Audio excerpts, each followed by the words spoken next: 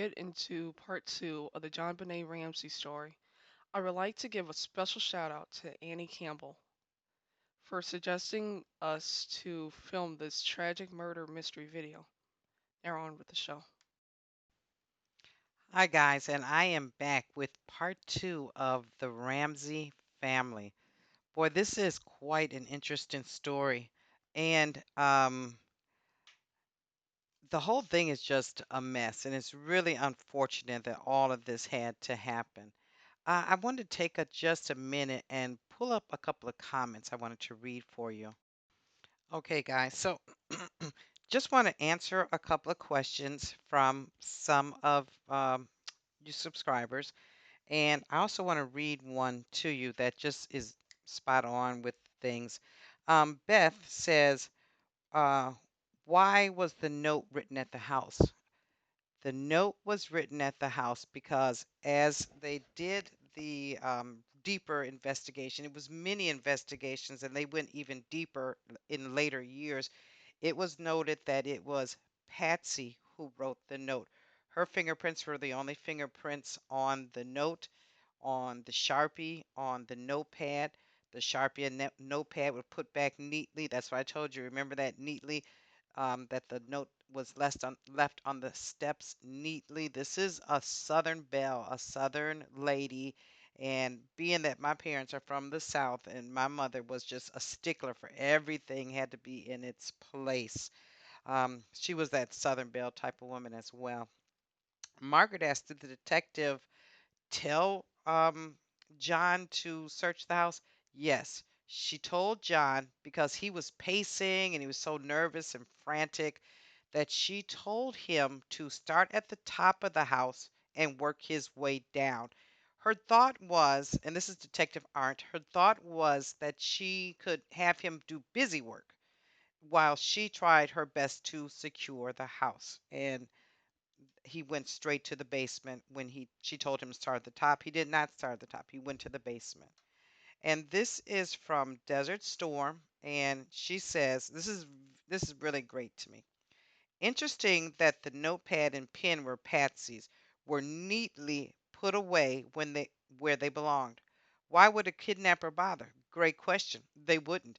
Like I said in the first part one, if I'm coming in to kidnap, I'm going to write this quick little note. It might be on something like this or a ripped up piece of paper, and then I'm out of there so I don't get discovered. Because that kid very well could be screaming and hollering at the top of their lungs. You want to get out of there. Um, why would someone have a plan to kidnap but not bring anything to accomplish the goal? Absolutely. Bingo. Why are you going to come to the house and you didn't even bring your own pen and paper, or you didn't have a note already made that you could just lay it down and run out? Why is it that you didn't have all your own tools? Why did you bother to use all the tools at the house? How did you know how much John's bonus was going to be for, the day? And as a matter of fact, the police did question everybody at John's house, and nobody was found guilty of anything. She goes on to say everything used was from the house. Everything about it was off. The staging of the note of JonBenet, John and Patsy's actions and interviews, no evidence of someone breaking into the house. Most people don't print, so even the way the ransom note was printed out is suspicious, much less the language used and the lack of actual barter. Wow. That is so desert attitude. You got it going on. There was no barter.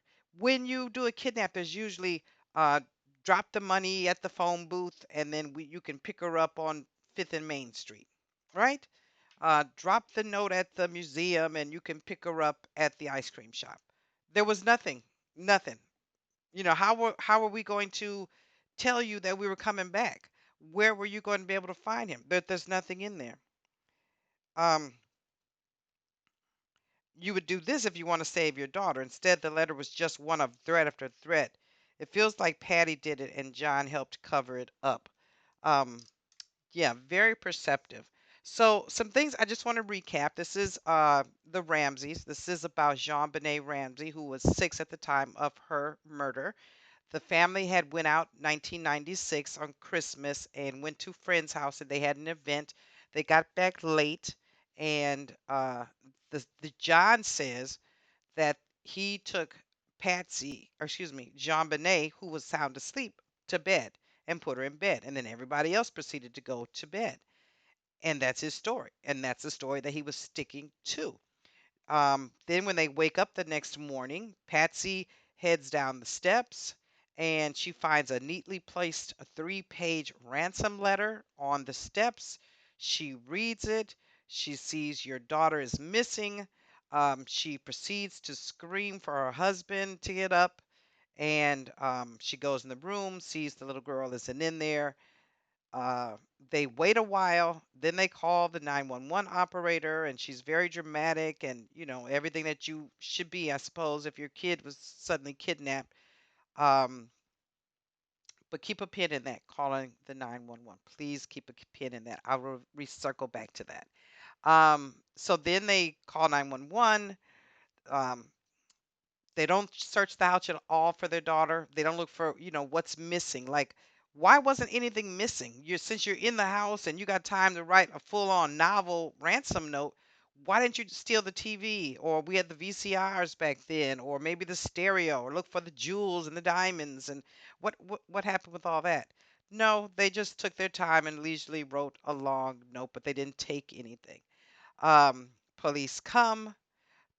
Detective Arndt is or she's not a detective at that time, but she's a police officer.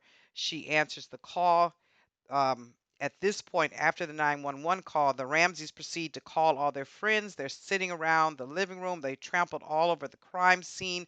They literally are passing the ransom a note from person to person, and everyone's getting reading it, and everybody's fingerprints is on it. Um, which sounds a bit contrived, but that's a whole nother thing. Anyways, they do that. Police, the police officer finally sends John to search the house from the top to the bottom. He goes down to the basement, discovers JonBenet, he finds her actually uh, tied up with her hands tied up above her head. Uh, she's got tape over her mouth. She looks like she's been sexually assaulted. She's dead, eyes closed, and she proceeds to. He carries her upstairs, removing her from the crime scene, taking the tape off her mouth, puts her in the living room on the floor, and then covers her with a different blanket because there was another blanket. I guess her little blankie initially was down there, and it was covering her face. And let me tell you about something. When I guess this just comes from watching these murder shows or just the psychology of it all. When someone knows the person or they were in love with the person or there was some, family member, lover, child, whatever, they always cover their face as if they are protecting them or there's shame in the whole thing of it. And her face was covered, not just left anywhere. Um, so this is the case. As I said towards the end of last time, the Ramseys did not go to the police. They wouldn't even speak to the police. John, as soon as he brought the body upstairs, proceeds to run to the phone, according to police officer Arndt, and calls his pilot so the whole family can get out of town. You know, why would we leave our dead child in Boulder, Colorado, and the three of us, Patsy, Burke, and John, fly off and go to back to Atlanta? Now John says, "Oh, because we wanted to go home." Okay, wait a minute. You want to go home right now? The cops haven't. The body is still laying here. The child is dead in your living room, and you're ready to go home. Like what? No. All that was fear. Okay, fear will make you do some crazy things. It's fear. Um, so some other things I want to add in that I hadn't added in before I go on and take a look at Burke and John. Um, there was pineapple found at the scene. Okay. Uh, Later on, they show there's film of Burke as a little boy, and they show him some pictures. They first the child psychologist asked him about nighttime snacks or bedtime snacks and what would he like, and he did mention a few things, but mostly he said he liked fruit. And then he asked him what was his favorite fruit, and he said probably pineapple. Now he shows him a picture of the bowl of pineapple on the table, and he can't even imagine what that is. He doesn't know what it is at all. This is from the night of the event. There's a bowl. Stevie Wonder could see it was pineapple in the bowl, okay? And you can see clearly that it's pineapple, but he couldn't pick out what it was. He didn't he so then the psychologist kind of leads him on, well, is it cereal or da da da, and he just has no idea what it is. But in addition, there was a hammer that had been left on the counter. Okay, that's there as well. There was also a cup there, and in the cup there was some tea and a tea bag. And when Patsy was questioned about that, she said, "Oh, that's not mine. I never saw that before. I don't even drink tea out of a cup."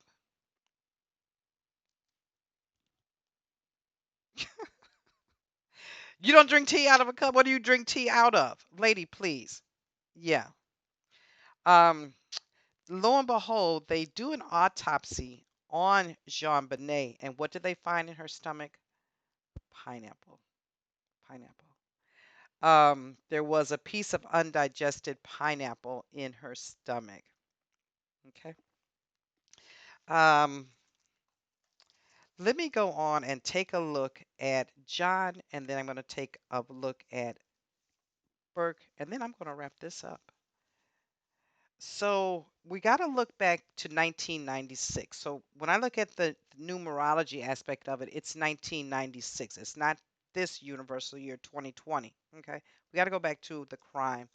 So John's birthday is December 7th, 1943. Sagittarius. Sagittarius is like they love people. They love organizing things. They like getting things together. They like to boss up. They are made to be the boss or the leader of things. Um, they like freedom. They like fun. Sagittarius men have a very much of a roving eye. I don't care how much long you guys have been together, or this could be your brother or whoever ever. They have a roving eye, and that was the same thing for John. John's birth time was 12:45 a.m. in Lincoln, Nebraska. John, if looking at 1996 numbers, his personal year that year was a number 8. And for him, that would fit perfect because he had already had a computer business. He was at the height of his career. He had won Entrepreneur of the Year in Boulder. So life was going great for him. He was making more money than he had made. We already know that he had gotten a Christmas bonus that year of 118, well, a little over $118,000. So that is indicative of that number 8 year. You become this money magnet, this magnet of abundance, okay, comes to you. He would have been very busy. He would have been very short patient with his wife and his kids. He would have been gone away from home an awful lot, ultimately making life better for them. He would have had some dalliances. He would have, because he would have felt like a king. Okay. He would have. And there would have been someone there. I don't know, but I just get that feeling there was someone around him, a female around him that he was dealing with, talking to, sexual relations with, something like that. John's life path was a number 9. And if you have a number 9 lifestyle, life path number, um, you are going to be known forever. I mean, look at it. We're talking about 1996 has happened, and we're talking about it today in 2020. You're known forever. You have fame or infamy. Uh, you could have been, he could have very well taken all this same energy and did something super powerful with computers. And it was 1996. It was early enough.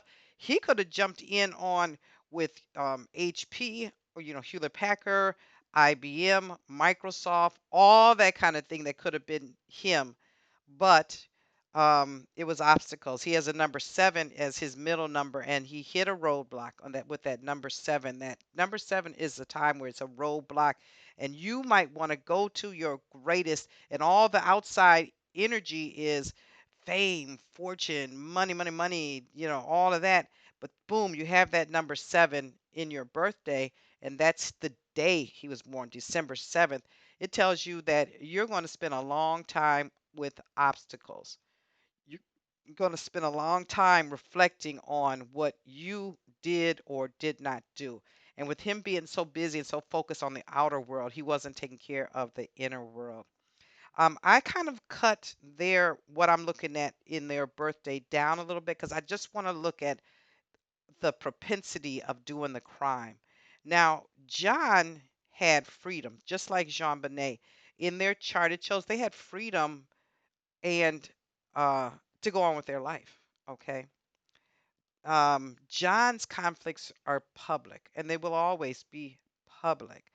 Just like after Jean Bonnet died, he married that Hathaway mom. If you know about that girl that got killed in, I think, Jamaica or Bahamas or something with a college trip. He married her for a short while, anyways.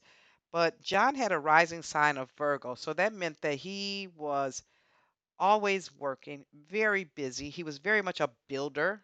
Okay. John, that Virgo right there tells me John was loyal. Okay. He would be very loyal to his family. He's not loyal to everybody, not that he didn't have friends and stuff, but I'm talking about this deep loyalty that he would go along with the situation in way to protect them was that Virgo energy. He was very dutiful. He was very particular. Okay. He was able to plan things out and be strategic and step by step. That's that Virgo energy. They analyze everything. They make clear judgmental decisions unless under stress. Okay. His sun is in Sagittarius. And once again, like I said, that speaks of intellect, um, a talkative, fiery, um, fun, freedom, more building, more creating things that other people aren't thinking of that become a success. Uh, his moon is in Aries. Now, that is interesting. His moon in Aries, because that would cause his emotional self to react. Okay. He would rush out and do something and not stop and say, wait a minute, let's think this through. And then that Virgo side would help him cover up in case you did something. So, in other words, if I kill Jean Bonnet and John is my husband, okay, his Virgo side is going to have him very loyal to me. He's not going to try to call the police on me. He's going to try to help figure out, analyze, come up with a plan of what we're going to do. His Aries will push him to do that, okay? Rather than that Virgo side saying, because it's rising. Rather than that Virgo rising saying, no, let's think this through. He doesn't have a moon in Virgo. His moon is in Aries that would say, let's do it and then think about it afterwards. His Mars is in Gemini. Mars in Gemini is not a place where somebody is a criminal, but it is a place where somebody's all about fast thinking. Oh my God, we're in trouble. We got to talk our way out of this. We got to think our way out of this. You got to be cool. You can't say anything. Keep that in mind. Let's look at Burke. Burke was 9 at the time. So, somewhat the number, especially his personal year, doesn't necessarily reflect for him as it would an adult. And he's an adult now, so I don't mind looking at him. So, as I looked at his chart, he was destined for this situation. He and Patsy were in destiny mode. John and Jean Bonnet were in freedom mode. Okay. So Burke also has public private public issues. His name was public, okay? Whereas Patsy was able to keep quiet. Like she ended up breaking up with John. Her and John ended up divorcing. She went back to Atlanta and she ended up passing from cancer. And that really wasn't made public. I mean, it did come out, but it was sort of a footnote in history. Burke's personal life and his life path was an 8. Life path the same as Patsy. So he and uh, Burke and Patsy were people that can be harsh. They can be harsh. They can say mean things. They can do mean things. Um, they don't if it's things are not the way they want, it's not to the level of their perfection. um, they get reactive. Okay. Uh, Burke's rising sign is Taurus. That tells me that he like to do him. Okay. He like to be left alone. I want to play with this toy. I want to do this thing. I don't want everybody around. Whereas we have Jean Benet rising in Gemini, and she was the social butterfly. Burke is saying, leave me alone. Jean Benet wants to be in on everything. His sun is in Aquarius, and that is so interesting because that means that he can distance himself from the crime. He can distance himself from the emotional aspect of it. And it's not, Aquariuses are not emotional, but they have this gift that can put whatever happened and them far apart. They can put space between that.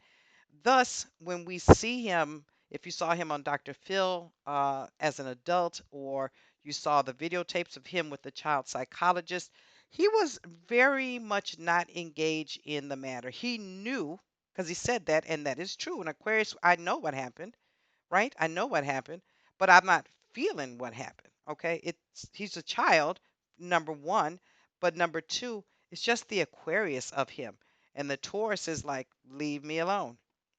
Here's the kicker, though. His Mars is in Aries. Mars in Aries. Him and Patsy's Mars are in Aries. Mars in Aries is a hot fireplace. These are the people that get flash angry. They'll get a flash of anger and then it'll go away. But when they're flashing that anger, it is hot as hell fire, and they act. Okay, they act. So now we have Jean Benet, who is the innocent child. We have, like I said, Jean Benet, the innocent child. We have Patsy, the the housewife. Was called Patsy, the housewife. Patsy did love Jean Benet. Make no mistake about that. But she loved Burke as well. Burke was her first child. The children are 3 years apart. So at a time, every bit of Patsy's mothering, southerny energy was on Burke. Okay. And he loved that and he relished that. But Patsy has a Mars in Aries.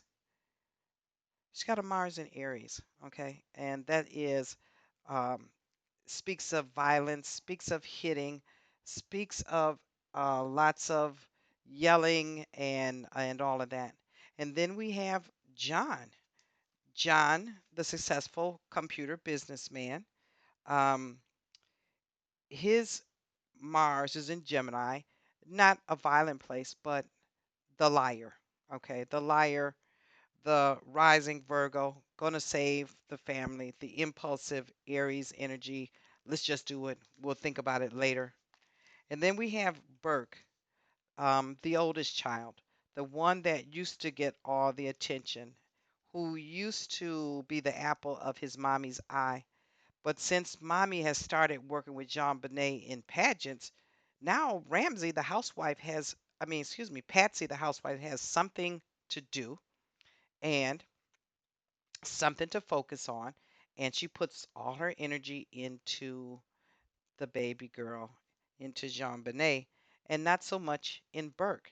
And although Burke has a rising Taurus and Sun Aquarius, she seems not to care. But just under that surface, there's that Mars and Aries, and he is getting angrier and angrier. Okay? So here is the story. They did come home from the party. They did put Jean Benet in the bed that night. Okay? Jean Benet got up. I think that she may have wet the bed. I don't know, but my intuition says she would have woken up if she wet the bed because that's what she would do. She came downstairs, and I think Patsy went upstairs to change the linen. Jean Bonnet came downstairs. She's hungry, but she sees Burke eating a bowl of pineapple. Patsy's cup of tea is left on the table because she went upstairs to do the room. Being the Gemini, she's just going to go for it. She's just going to take her some pineapple out of the bowl. She goes for it, and Burke tells her no. So she stops. But she goes for it again, and this time she gets it. And he is furious. He has had enough. Him and mom were up by themselves. We were bonding again. We were spending time together. This was our me time. We were talking. I was eating pineapple. She was drinking tea. And here you come. It was Ramsey, Burke Ramsey, that picked up that hammer and hit her on the head. Patsy comes down and sees what has happened, and she's devastated. Now, she says that she screamed for John after she saw the note. No, she screamed for John then when she saw that baby down there. John comes down up out of his sleep or almost sleep to see what is going on, and he is aghast. He does not know now what to do. He's all of a sudden in, I got to save this situation mode. They call 911. Patsy is saying her child is missing, but her child isn't missing. Okay. John, then you can hear him in the background yelling. If you listen to that tape, he's yelling. But I think he is yelling at Burke. He's yelling at Burke. Now, John, being that strategic thinking Virgo, that Sagittarius that's going to do what he has to do, that Gemini that is good at creating a scenario and a scene and coming up, they've got to do something because Burke would have been scared to death that, oh my goodness, the police, every little kid, he was only 9, is scared the police, I'm going to jail. So they go into overdrive. They take the little girl, JonBenet, to the basement. They proceed to take care of her. It is John, the Nebraska farm boy, that ties the garrote. Betsy, I mean, excuse me, not Betsy, my bad. Patsy has no idea how to do that. And they've already sent Burke out their face, like, get out of my face. It is John that does that. He ties her up. And I think that it is not John that touches her under her clothes. It is Patsy that inserts that brush inside of her. They've got to create a scene. They have to create a motive. You understand? There was a basement window that was broken. So in their rush to do anything, the basement windows was one of those windows that you'd have to unlatch it at the bottom and you have to pull it in. Okay. So instead of the glass being where it looked like somebody broke in, the glass was where it looked like somebody was trying to break out. There was even a suitcase by the window, trying to set the stage that somebody mysteriously came through the basement. That's not what happened at all. It is Burke that killed her. It is the father who wanted to rescue. It is the mother who wrote the note, and I think that she even wrote the note before the police came. Mother didn't know how to write a ransom note. She was more into socialites and pageants, so she didn't have the time to see a movie or how do they do that. I don't even know if they had those kind of shows on at that time, but she didn't know how to do that. She wrote the note. It was long, it was rambling, it was too well articulated. Like I said, there were words that would have never been used in that. And then John would have told everybody not to say anything, not to say anything. And of course, Burke would not tell. Burke was extremely smart. Burke was very, very smart. And so he was not going to talk because they had threatened him if you tell, you're going to go to jail. And so ultimately, uh, Patsy and John divorced. After the murder, though, almost after the murder, they did not live with Burke anymore. They would not allow him to live with them. He lived with different relatives and grew up with different people. He did not live with the family anymore. They could not be around him anymore. He did that. And because the family had already lost one child. They weren't willing to lose another one.